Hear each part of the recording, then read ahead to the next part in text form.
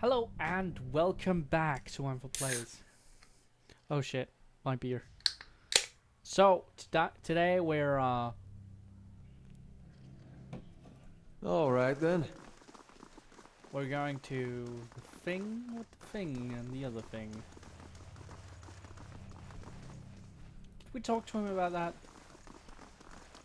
I think we did, but let's for like safety's sake. Let's. Good day, stranger. Anything new? Ah, okay, good.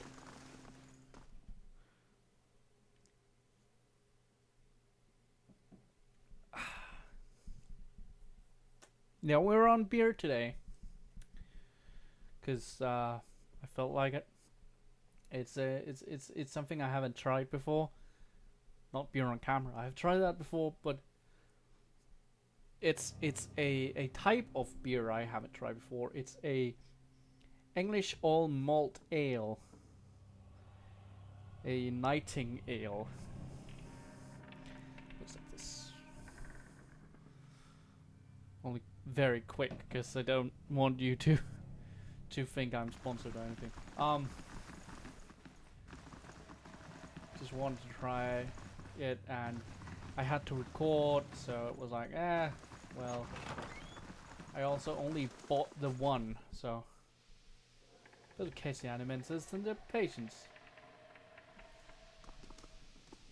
Construct turns his head toward you and watches warily. Okay.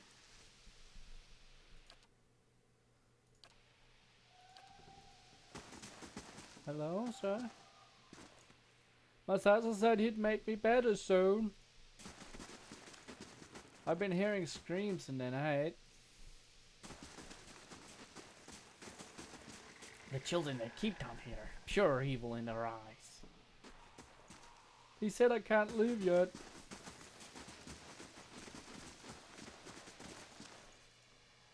I don't like this place. Master also said I had to stay here as a flesh construct. That is probably going to... No visitors.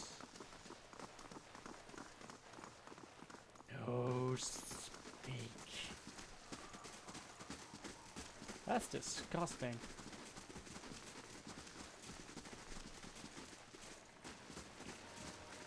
The construct says you for litless eyes.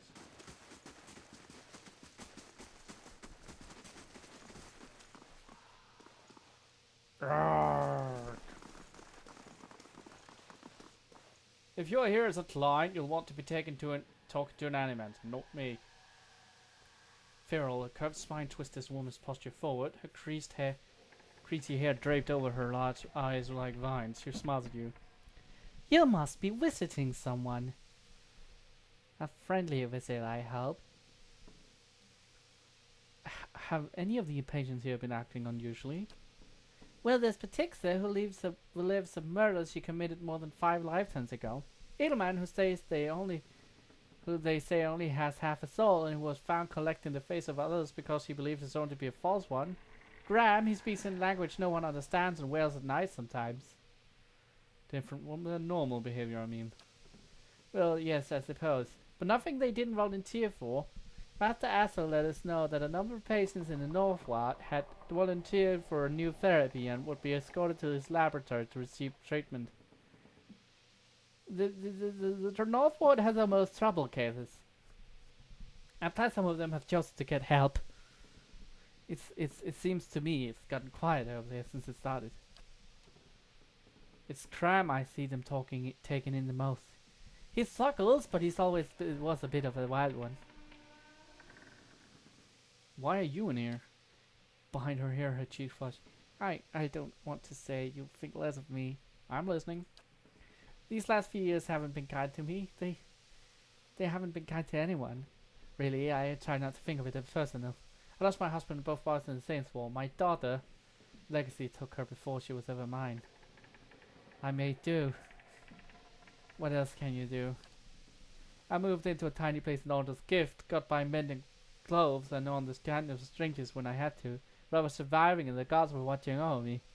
I could live with that. Then one day this noblewoman comes in, wants his fancy gown fixed. gorgeous thing, the shade of blue I'd never seen before. Only I had. I looked at it and it reminded me of something. I had what they call an awakening. I remembered being a noblewoman myself in another life. People doting over me, men doting over me. Me! The best food, the most beautiful home, all the things you'd never dream of. They were mine. It was poison knowing that. All those things I had that I'll never have in this life. It did something to me. My food started to taste rotten. The walls in my little room seemed to close in around me. I stopped being able to sleep in my own bed. So I came here. It was that, or break into an estate and start ordering servants around. It's like such a silly thing to read about. You don't have to tell me, but I can't get past it. I start to wonder, did the gods choose this life for me? And if so, what terrible thing must I have done to deserve it?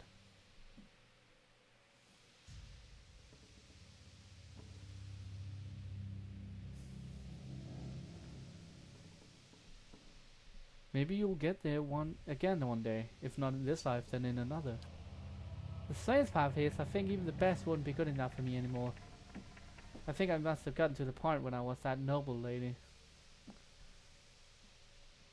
Do you know where I might find Aso? I think I've seen him around today. Have you checked the laboratory? He shares a wall with his office. He's been spending most of his time there lately. What do you know about this Animancer? Oh, I like him very much. Many animators could care less about the patient. Look at us like vermin for the experiments. But Master also treats us like humans, even the very sick. You can tell he does this to help people. He's helped me understand a great deal about myself, and I know he's done the same for others. It's too bad what they did to him. He has his well, but I know he's still affected by it. What happened to him? They don't like to talk about it, but there was an accident. He was said to be one of the writers in Durwood. That was his reputation here, and that was what brought me to seek treatment. People say it was Diego that drove him to try and solve the legacy, but that's hogwash. Even he was a bit of a soul man, he loves his homeland. He thought he could help. He wasn't one to speak of his work. Suspect his colleagues might have tried to steal it, but he told me once that he had figured out a way to create a soul.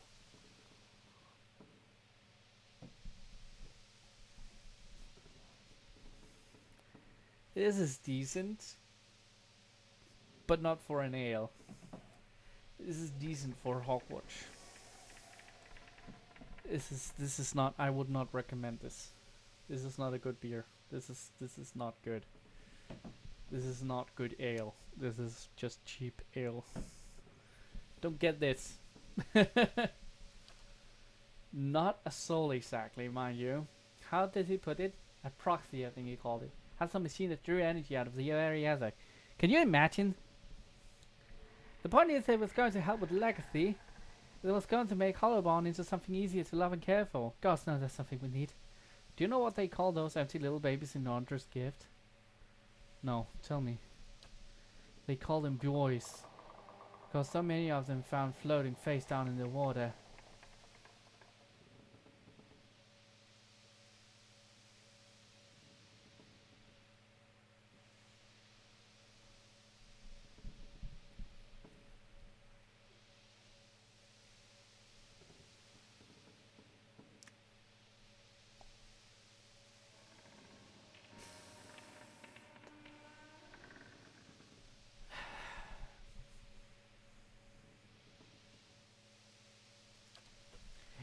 Anyway, Master Azor has scheduled a public demonstration of his work in Copper Lane. He was so excited. And then the next day, he was locked in his office. Turning away visitors, I heard. He stopped seeing patients. I don't know exactly what happened, and I don't have the heart to ask him. But I'm glad they're letting him treat people again. Would I be able to visit them both? What? They like to keep them separate. I don't know I've ever seen the guards allow visitors, just Master Aso. You might ask him, he's very sympathetic. Boys.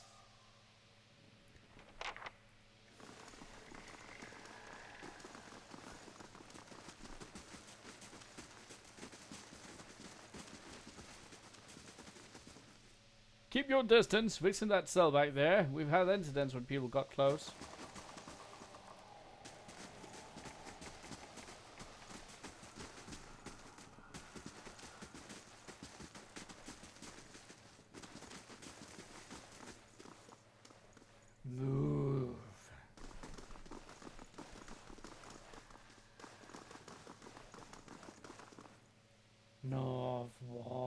restricted.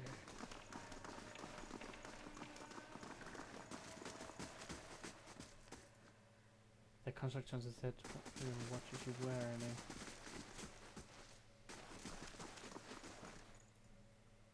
Master said he'd make me better soon.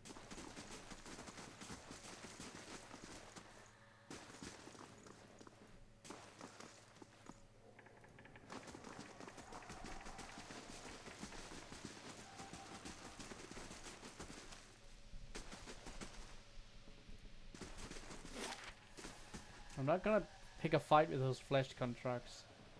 That would be a poor idea.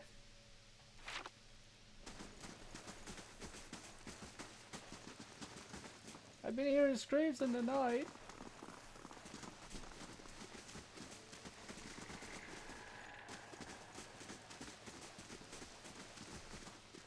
The children they keep down here, pure evil in their eyes.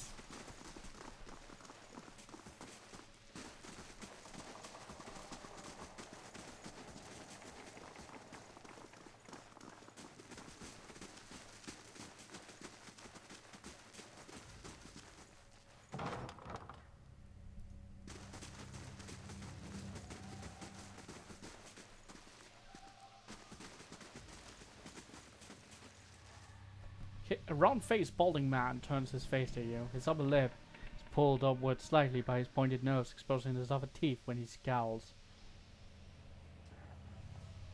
What is the meaning of this? Elfinamore told me you were not supposed to be doing any more experiments. Yes, well, Elfinamore hasn't as much good for anybody since he had his soul moved into an inanimate object. So I failed to see how I should let that sway me. If animators all followed the commands of their leaders, where would we be? We'd all be as backwards and willfully ignorant as Red Cirrus. We would know nothing about life or death, or even ourselves. We'd be lost in the dark with no clue as to why. I never thought I'd find myself in agreement with a statue, but Elfin was right about this fellow at least. How easily ambition masquerades as prudence. I'll bet he's fooled even himself.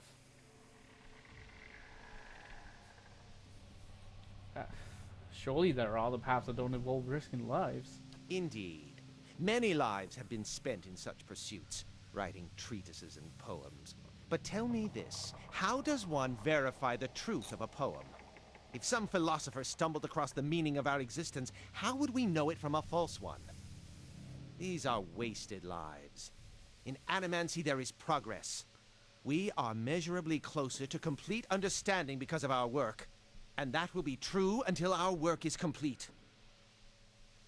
Who will solve Widewen's legacy? Some church? Some warrior? It will be an animancer, or it will be no one at all. Have you tried your experiments on any other subjects? I have, yes. No point in lying about it, now that Elfinbore's involved. I asked for volunteers from our patients, and a few approved sales. Brave souls came forward. I was very close at one time to a breakthrough. They understood that.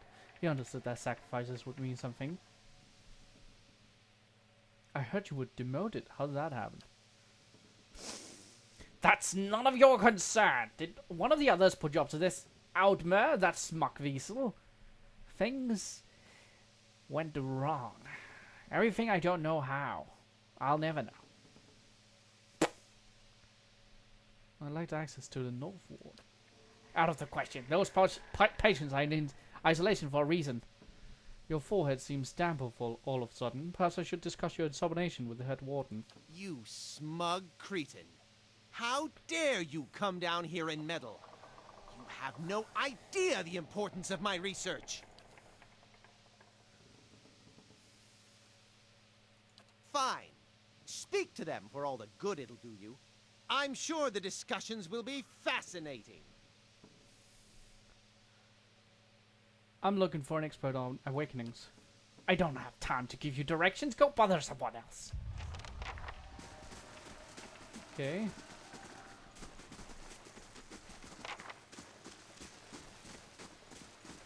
Well, that was interesting. We should quick save.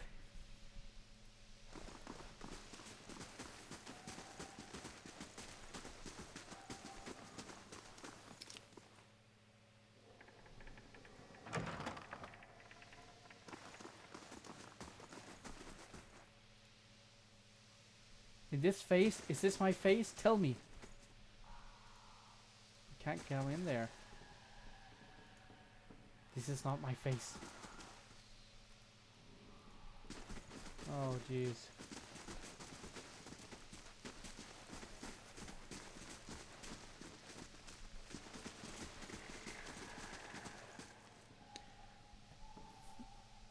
This man has the look in the eyes of a hunted animal, and on your approach, he staggers backward to the far corner of his cell, halfway appearing as though he would climb the walls if it would get him farther away from you. He cries out, a bizarre primal utterance like nothing you have heard. I need to ask you some questions. It is unclear whether he understands you or not, but his panic has momentarily subsided. He opens his mouth to speak, but the words that come out are half-formed, as though his tongue were cut out.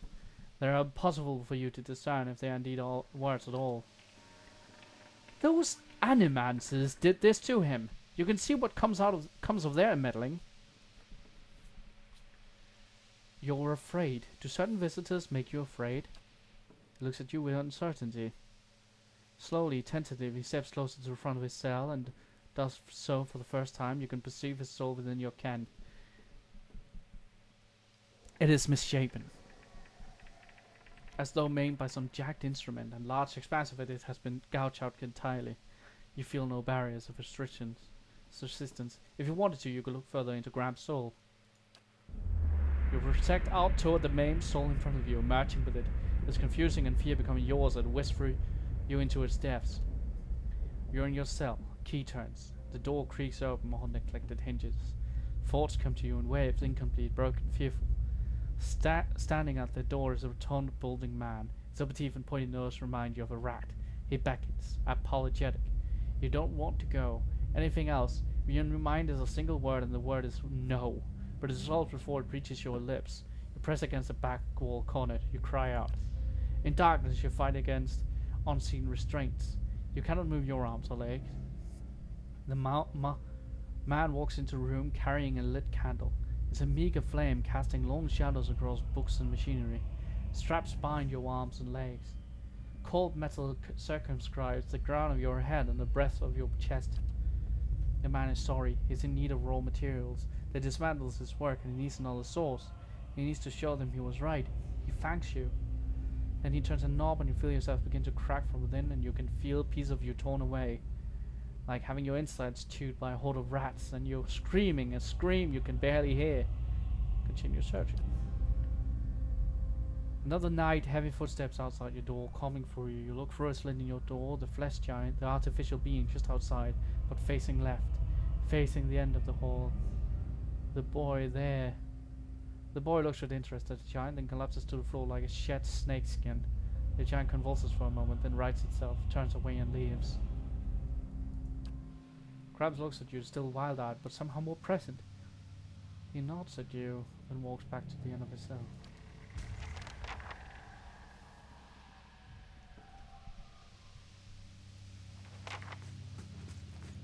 Thunder in the sky, rain of blood, innocents must drown. These flames must be fed, watch them rise.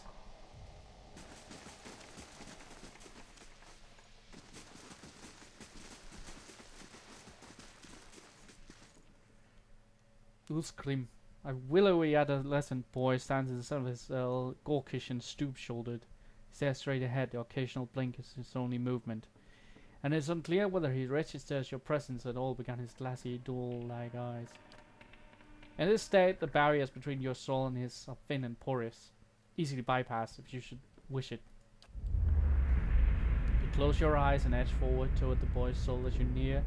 A sudden malaise comes over you. You're cold and warm all at once, sweating and shivering and straining for breath, as you did on the caravan journey. The soul you approach is the wrong one.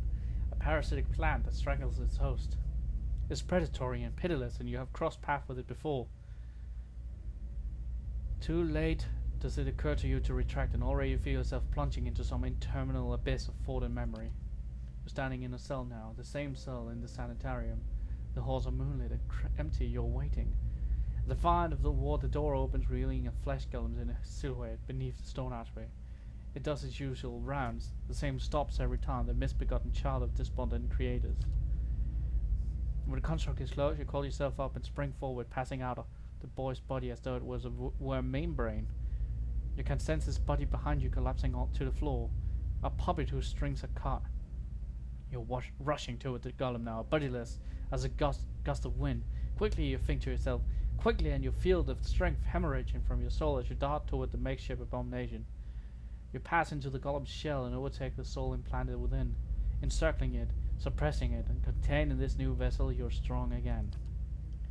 You step heavy-footed down the corridors, unheeded by other constructs, and scrutinized only by the very untrustworthy eyes of the mad, coming at last to an office piled with books and scribbled papers and the perverse implements of animancy. You set your oversized hands on a large machine, a nest of globes and tubes and coils in the center of the room, and go to work, bending wires and unsettling alignments. Your surroundings are pulled past you, or perhaps you're pulled past them, and they dissolve into a blur. When they settle into place again, you're outside on a clear day, standing in front of a crowd stacked high above you. You're on the tired seats of an amphitheater. You're acting for the crowd, standing deliberately still, but this is no play. A balding man with rodent-like features is strapping you to a machine, the one you had tampered with. You see your arms for the first time. Short and fleshy, unmistakably those of a little girl, but this body is not truly yours. Your mind still holds the same determination, the same hardness as before. The body itself is cold and vacuous, unlike the others. This one has no soul of his own. The man speaks, and the crowd applauds with an enthusiasm worthy of a hero's entrance. "Bear witness," he says, and he pulls a lever. The machine shivers and sparks, and a bead of sweat rolls down the side of a man's brow. But the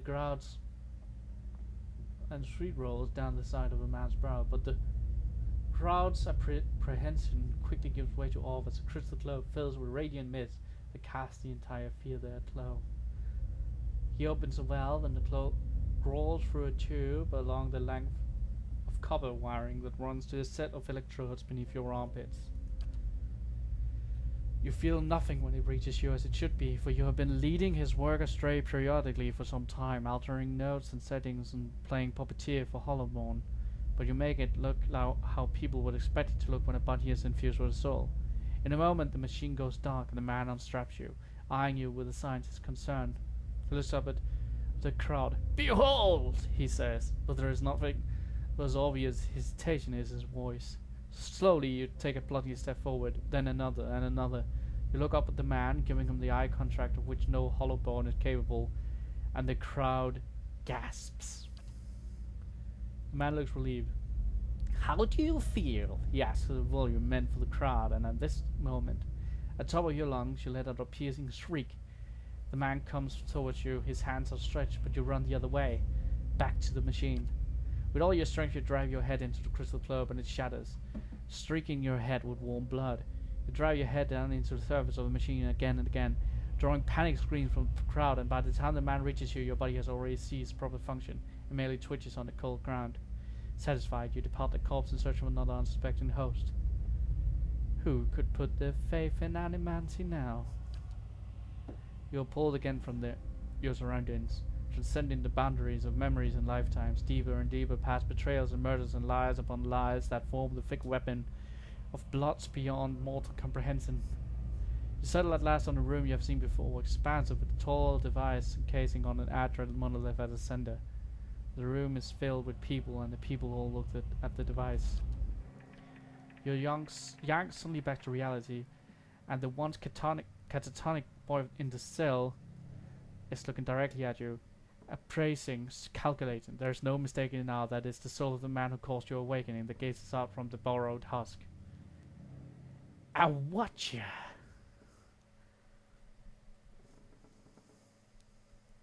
"You made me into a watcher. I need you to undo it." "Is that so?" Makes no effort to hide his disinterest, but he continues to search your eyes. He makes a slight grunting noise, and his eyes soften for an instant. It seems for that moment that he recognizes you.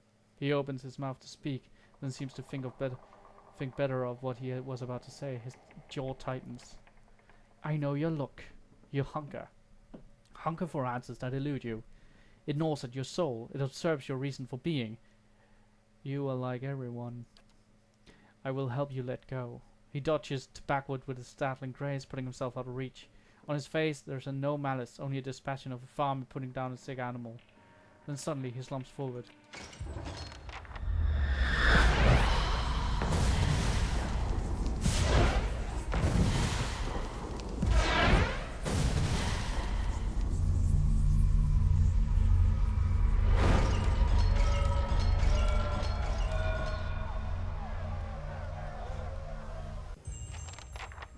Oh shit!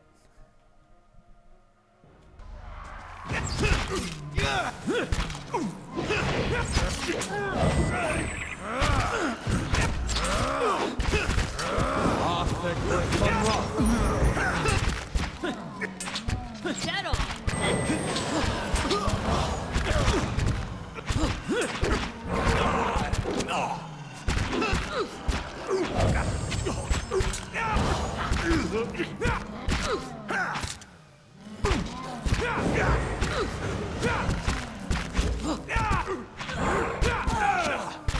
Leave it to me! You're not...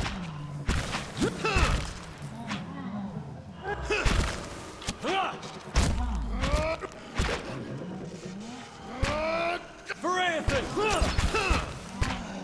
Come on, come on, come on, come on, come on, kill it!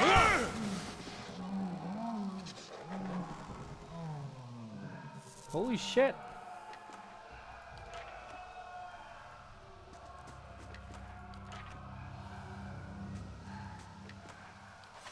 All right, then.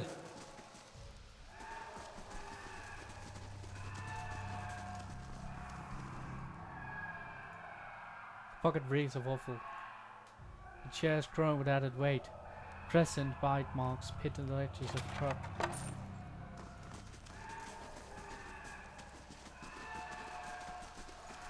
Oh god.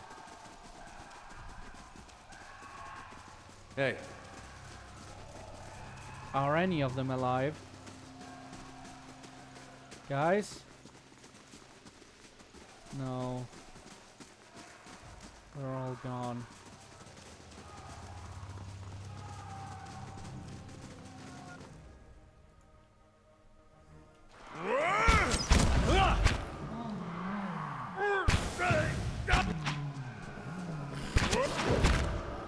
For Anthony!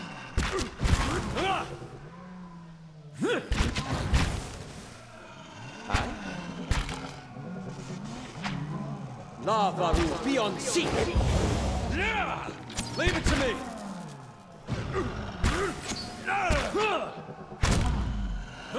Settle! If it makes you rest easier. Okay. That is scary as shit. Oh shit! Children! How may I help? Settle! I shall. Hey, Children, you're making me attack children? Not cool, man. lava room.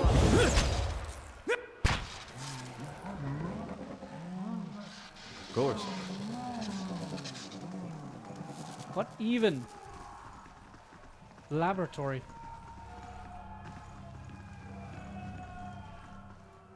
Maybe note from ASO, right click for details.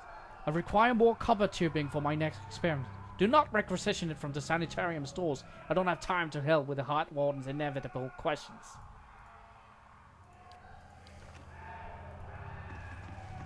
A simple test.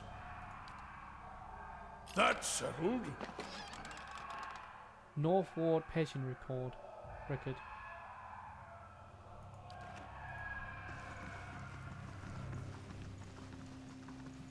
Wait, what's this? What's this? 5 years ago, 12 senior monks of the Exorcy began a silent pilgrimage into Teglechuan, forbidding hills plagued by severe weather that locals believe are cursed by the gods. The monks were supposed to emerge from the retreat this year, but they have not returned.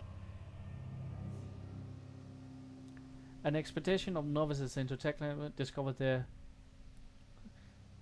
Taklactictuan discovered the camp, but they were shocked to find only hollow skin shells of the masters sitting in a circle, frozen in the meditative poses. The inner circle of the Ixlotchi Sphere as the masters have transcended the previous physical forms and may be wandering the eastern reach. I've sent word to the various lords in Rethrias and Durwood that the Exorci would very much like to be reunited with their masters so their wisdom can be passed on to a new generation.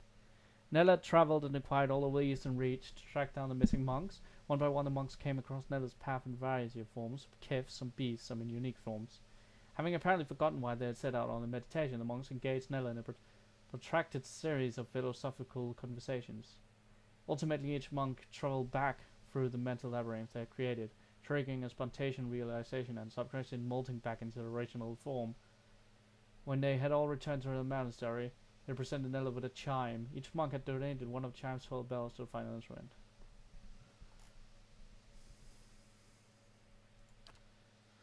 This beautiful chime was created by Trollman's workshop, whom you rescued from. Each chime possesses the ability to turn the user invisible once. Cool. Okay, so she leveled up while we were out.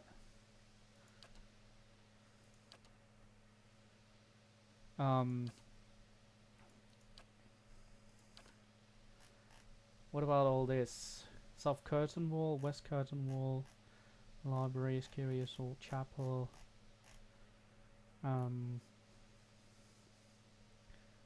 Upgrading level controlling both Constitution and Flex bonus when resting at Bright Hollow. Hedge Maze. There, we're getting the woodland trails. Okay, so thank you guys for watching this episode of Ankford Plays. I can see we're over time. I hope you enjoyed it. I hope you're enjoying some more shenanigans. Until then, bye. And don't buy this. It's not very good. Bye.